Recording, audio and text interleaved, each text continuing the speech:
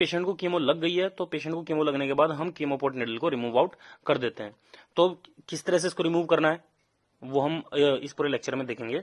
तो सबसे पहले इक्विपमेंट्स में स्टेराइल ग्लव्स को पहनने की टेक्निक क्या है वो हमने वीडियो बनाई है, आप वो लिंक डिस्क्रिप्शन में देख सकते हैं। साथ साथ में स्टेराइल गॉज चाहिए और गॉज को कवर करने के लिए हमें टैगाडर्म चाहिए, माइक्रोपोर चाहिए इसको कवर करने के लिए। तो हम इसको रिमूव आउट कर लेते हैं, लेकिन जब भी हम इसको रिमूव करें उससे पहले हमें कीमोपोर्ट लाइन को फ्लश जरूर कर लेना ताकि कीमो एक्सेस पोर्ट में कोई भी ब्लड ना रहे। तो हम इस माइक्रोपोर कवर्ड एरिया को या फिर इस जो गॉज हमने लगाया हुआ है उसको हम रिमूव आउट कर लेते हैं। गॉज रिमूव करते टाइम हमें हमेशा ध्यान रखना होता है कि निडल को बहुत ध्यान से रिमूव करें, क्योंकि ब्लीडिंग एक्सेस हो सकती है अगर वो दूसरी जगह पे जाके प्लेस हुई तो। और साथ साथ में जो भी कीमोपोर्ट सॉकेट होता है वो डिस्प्लेस भी हो सकता है, तो इसलिए बहुत ध्यान से इसको रिमूव आउट करना है। आप ये देखो, ये हमने गोज को पूरी तरह से रिमूव आउट किया बहुत ध्यान से। और जो भी इसकी निडल अंदर ये निडल इंसर्टेड है, आप येलो कलर का पॉइंट देख सकते हो, ये निडल स्टैंड होता है जिससे निडल फिक्स होती है, फिक्सेटर की तरह काम करता है। तो इसको हम आराम से बहुत ध्यान से इसको रिमूव आउट कर लेंगे।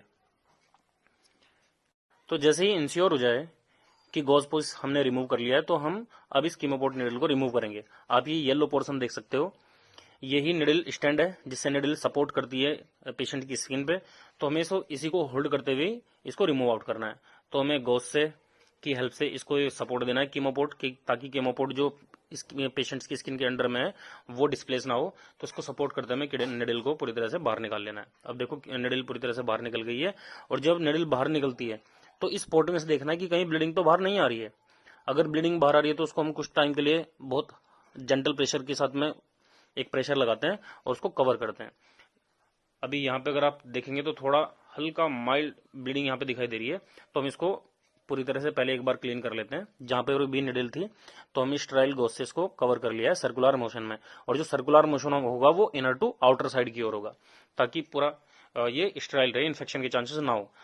अब जिस जगह पे भी हमने निडल इंसर्ट की थी वहीं पे हम स्टेराइल गॉज को प्लेस करेंगे और प्लेस करने के बाद इस स्टेराइल गॉज को कवर कर देंगे टैगाडर्म से।